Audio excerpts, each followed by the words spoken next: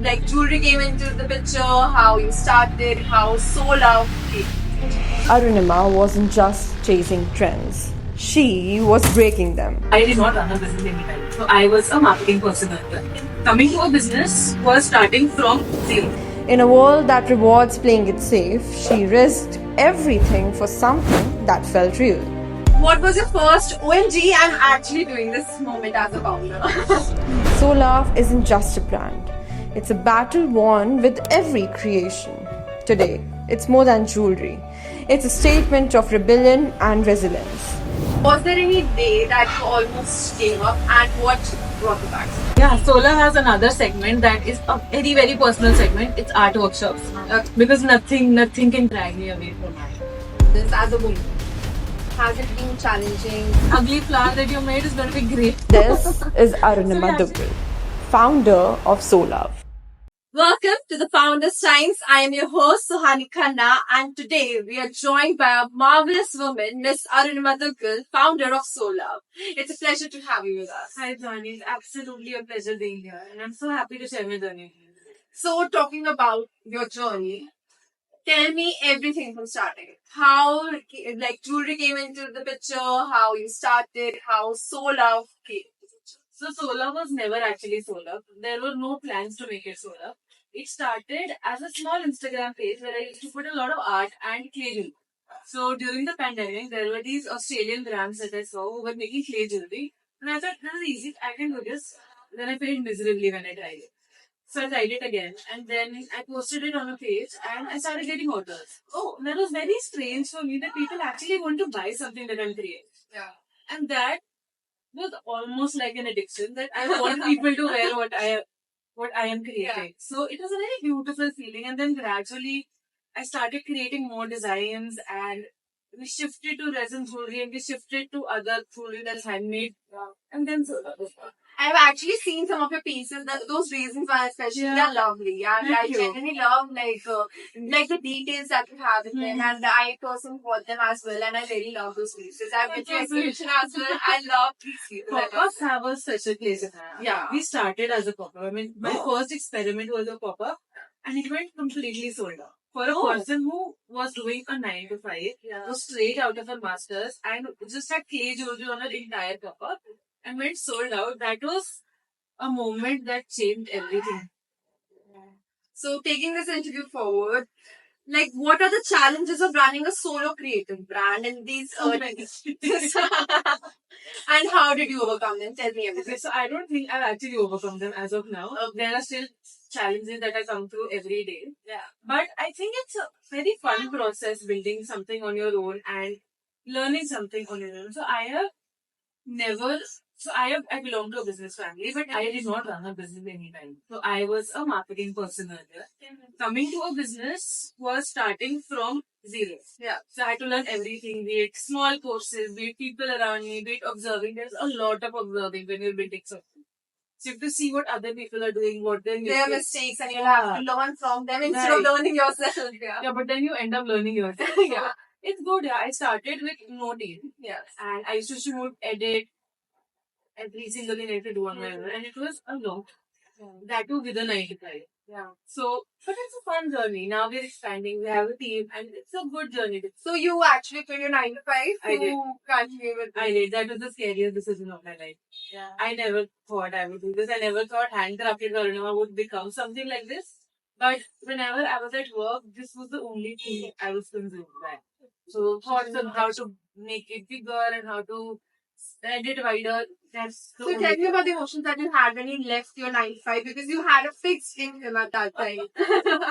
So how was it like coming from a fixed income to something that is not paying your bills right now? What was it? it is paying my bills now, but but no, it was the scariest thing I've done. And people at my previous job know the amount of mess I created to actually leave. They've been a huge support. My parents have been a huge support here, and my friends have been a very huge support to actually give me the courage that what I'm doing is something wrong. That I'm on the right path. Because they could see the amount of effort I'm putting into this, and it had to be done in a minute. They had to say that I have to leave. Yeah. There is no other. There is no other life I choose.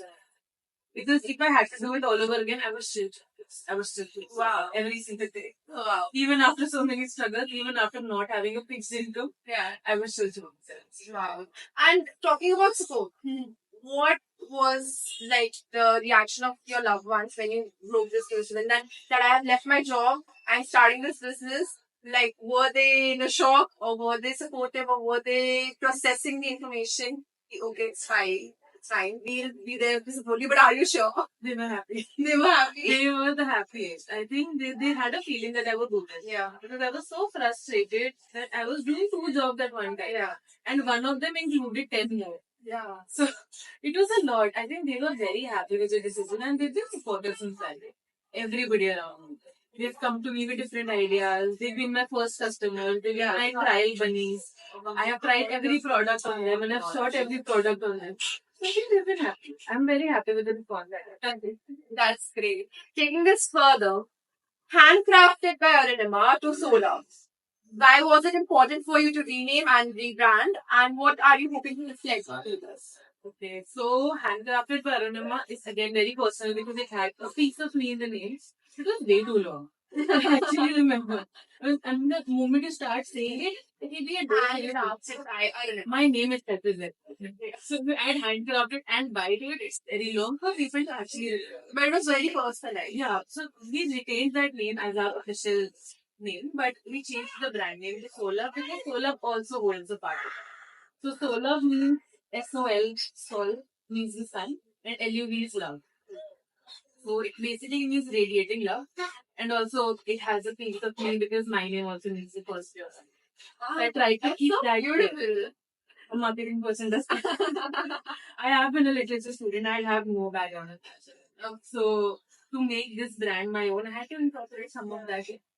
You needed to understand that what you can add personalize your brand. Because at the end of the day, even if you're rebranding it, you need to It add had a to be a personality. decision that would make the brand name very small so that people would remember, but hold so much meaning. So if you can say like, I bought this from Sula. Yeah, It has like, I bought it from handcrafted by Arvind. Yeah. I understand So that. Solar happened, but handcrafted one on forever happened.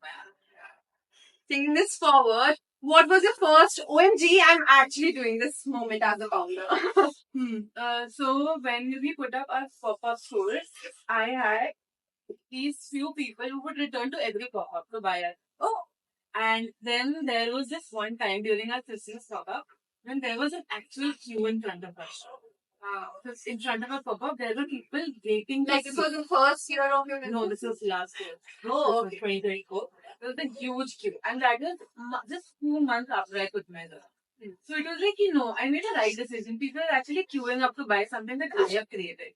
When you came actually. Yeah. And it felt really nice. That's great.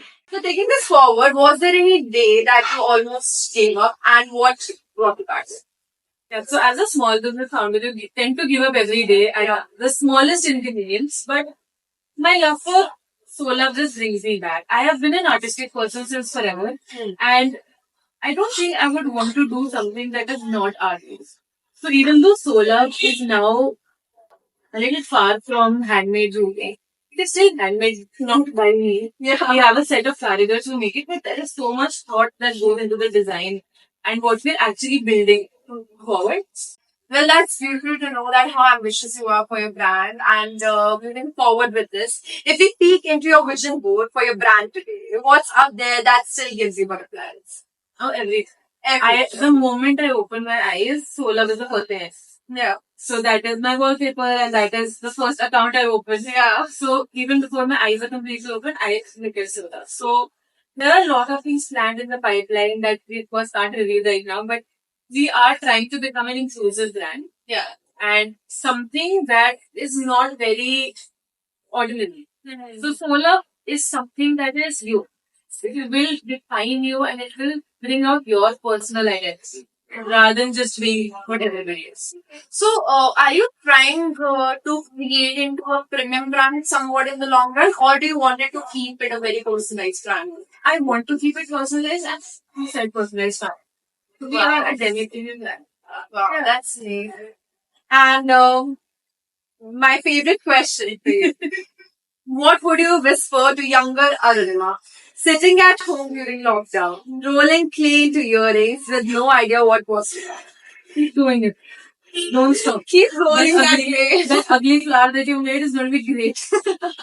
So we actually teach right now. Yeah, Solar has another segment that is a very, very personal segment. It's art workshops. Because nothing can drag me away from that. So this is not really related to solar, but it is related to me. So we keep that as a part of it.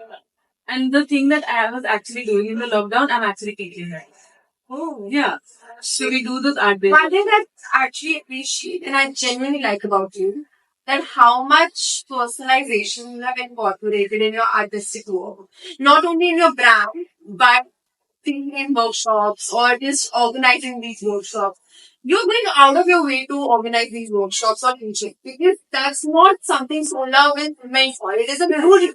But doing something for your artistic instinct is actually defining you as a true artist, I must say. Yeah, I think I was telling my team also yesterday that this is something that is very, very personal. I can't stop creating. Even when I am stressed, I will still go back to art. And even when I'm happy, I will go back to art. It's a form of healing for you. It is.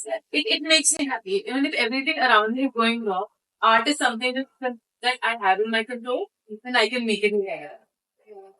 It's like, okay, when we talk about art, is it something that was a form of therapy for you when we talk about in life the challenges that you come up with and It has some. it's kind of therapy. Absolutely. I mean, again, as I said, even when I'm happy or I'm sad, I will go back to art. And that is something that we deliver in our artwork.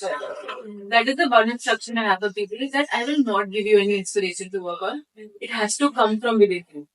And that is the first sentence they hear from me every workshop. Wow, That we give you no rules, you have to create your own. And like, okay, so if we take this forward, I would also like to know, being in business as a woman, has it been challenging? Has it been very like have you ever faced any criticism honestly from men in this industry? Because there are people out there to criticize you for negative feedback because you are able to spot that out. So have you ever faced any criticism? Have you ever come across people that were there to put you down?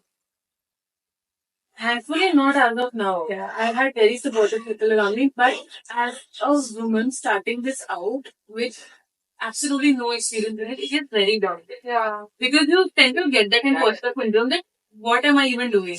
Is it even worthy as what other people are doing? I left a job for this. Exactly. I left everything I know for this. And no, you get an imposter syndrome that what if you're wrong? What if you're not as big as you think you are? Maybe it's all in your head.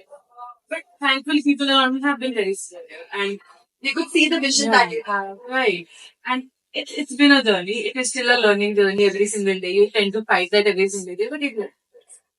I hope it does. It will, of course. I have seen the dedication that you have towards the brand and I'm confident it will work.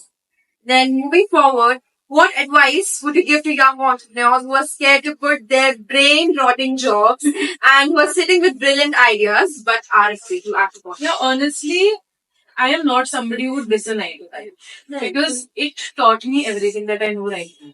So starting from my first job, I think I worked for a legacy brand again, and something I learned from there is something that I apply now.